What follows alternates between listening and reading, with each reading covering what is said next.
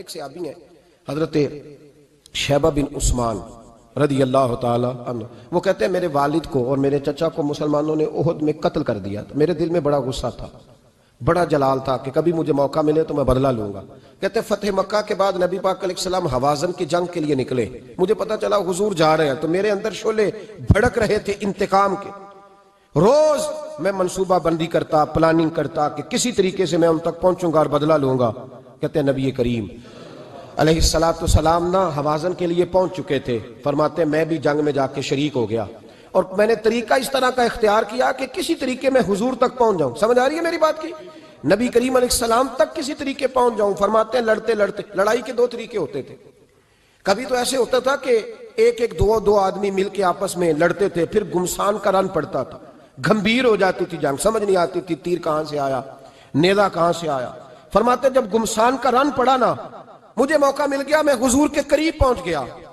حضرت شیبہ بن عثمان رضی اللہ تعالیٰ عنہ کہتے جب میں پہنچ گیا تو میں نے نا دیکھا کہ اب حضور کے قریب لوگ نہیں ہیں۔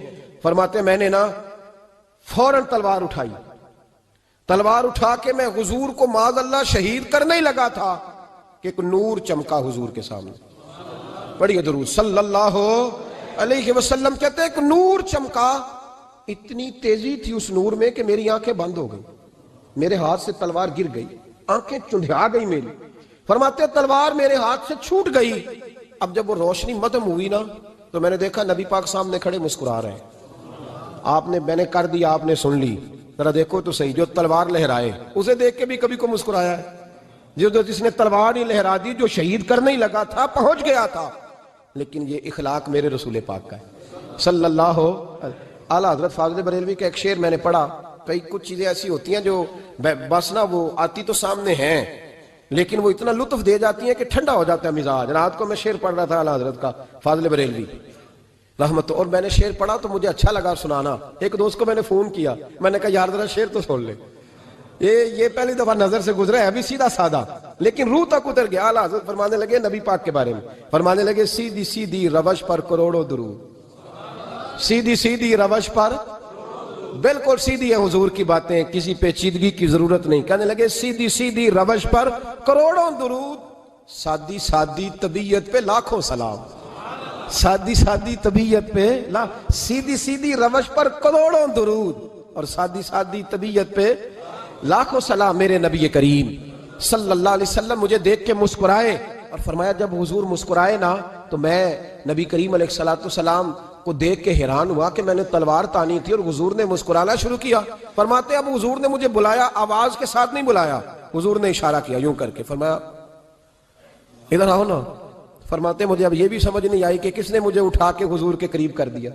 فرماتے میں نبی کریم کے قریب گیا تو حضور نے میرے دل پر 3 تھپکیاں دی۔ ایک تھپڑ ہوتا ہے، ایک تھپکی ہوتی ہے، پتہ ہے نا فرق کا؟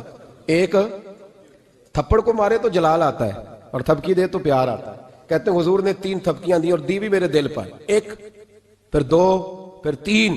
کہتے ہیں پہلی تھپکی دی تو میرے اندر سے کفر نکل گیا، دوسری تھپکی دی تو میرے اندر ایمان داخل ہو گیا، اور تیسری تھپکی جب نبی پاک علیہ السلام نے دی تو مجھے ہر چیز سے بڑھ کر رسول اللہ سے پیار ہو گیا، محبت ہو گئی نبی کریم سے۔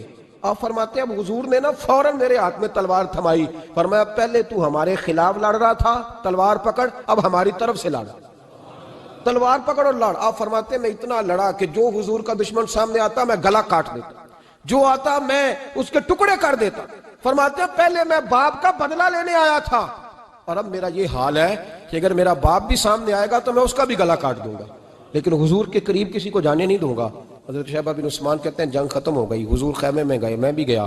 اب نبی پاک لوگوں سے باتیں کر رہے ہیں، حضور لوگوں سے باتیں کر رہے ہیں، میں ایک کونے میں بیٹھا سوچ رہا ہوں کہ میں تو بدلہ لینے آیا تھا، یہ میرے ساتھ ہوا کیا؟